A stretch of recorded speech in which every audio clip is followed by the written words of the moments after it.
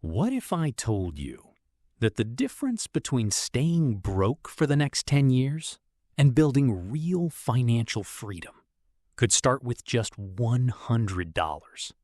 Not 1,000, not 10,000, just your first $100. Now, most people hear that and immediately think $100 is too small to matter. But that exact mindset is why so many people never start investing at all. Because they think investing is only for rich people, people in suits, people with huge salaries, people who already made it. But the truth is, almost every wealthy investor started small, very small.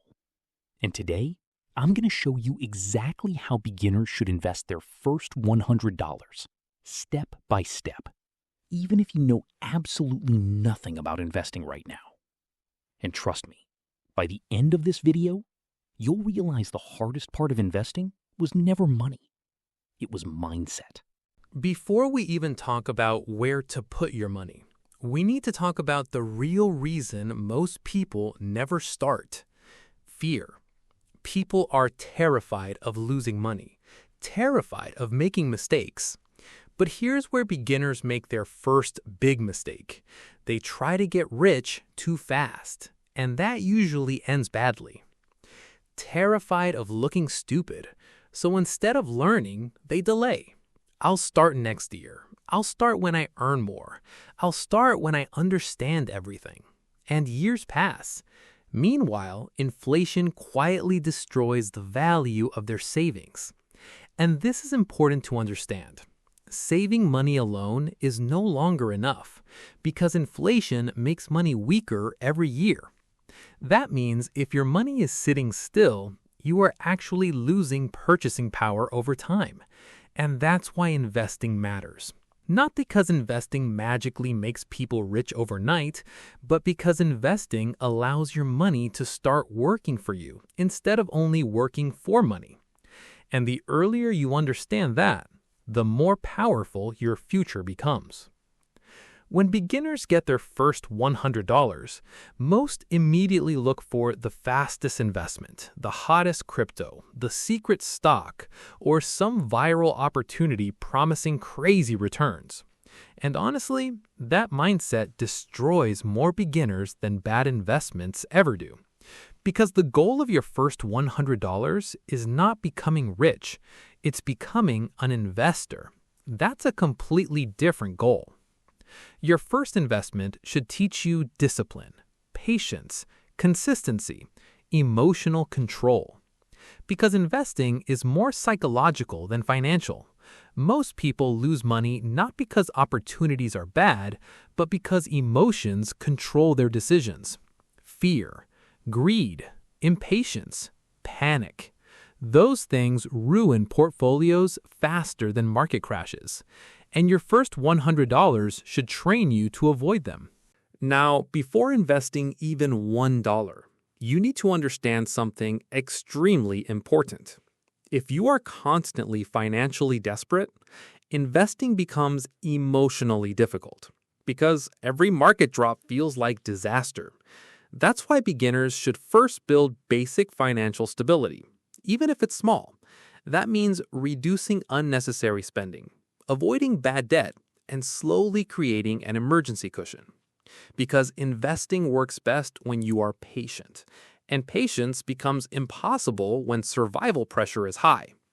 Now, does this mean you need thousands saved before investing? No, but it does mean you should avoid gambling money you cannot afford to leave alone for years. That's a huge difference.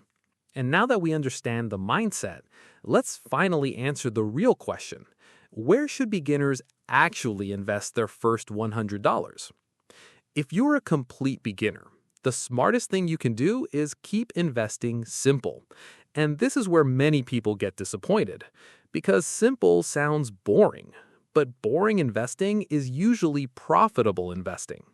Now, personally, for beginners, one of the best places to start is index funds or ETFs. And here's why. Instead of trying to predict which individual company will succeed, index funds allow you to invest in many companies at once. Think about it like this. Instead of betting everything on one basketball player, you're investing in the whole team. That reduces risk massively. For example, S&P 500 index funds, total market ETFs, global index funds. These investments track large groups of companies over time, and historically, they have performed very well over long periods. Now, notice something important: long periods. That's the part most beginners ignore. Investing is not magic, it's compounding, and compounding needs time, a lot of time. Imagine investing consistently for 5 years, 10 years, 20 years. That's where real wealth begins to grow, not from chasing fast money, but from staying consistent long enough. Now let's talk about the question everybody asks: crypto. Should beginners invest part of their first $100 into cryptocurrency? Honestly, maybe, but carefully. Crypto is extremely volatile. That means prices can rise fast, but also crash brutally. And beginners often make emotional decisions during volatility. They panic buy, panic sell, or follow hype without understanding what they're buying. If you choose crypto, start very small, treat it as high risk, and never invest money you emotionally cannot lose. Because investing should build your future, not destroy your peace. And this is important. You do not need crypto to become financially successful. Social media makes it feel mandatory. It isn't. Now, here's something even more powerful than your first investment: your investing habit. And this changes everything. Most people think investing is about one lucky decision. It's not. It's about consistency. Even small, consistent investing can become powerful over time. Imagine investing $50 monthly, $100 monthly, or even $20 consistently, year after year.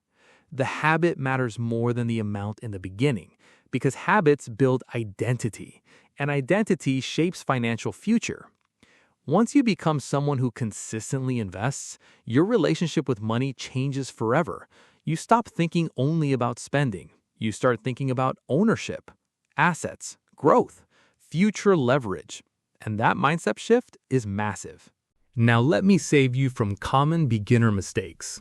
Avoid investing based on hype, taking financial advice from random influencers, trying to double money overnight, panic selling during crashes, comparing yourself to others online.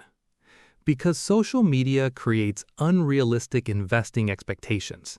People only show wins. Nobody posts emotional breakdowns after losing money. Real investing is slower than social media makes it seem. But slower does not mean worse. Slow wealth is usually stable wealth. And now, let's talk about the most important thing in this entire video.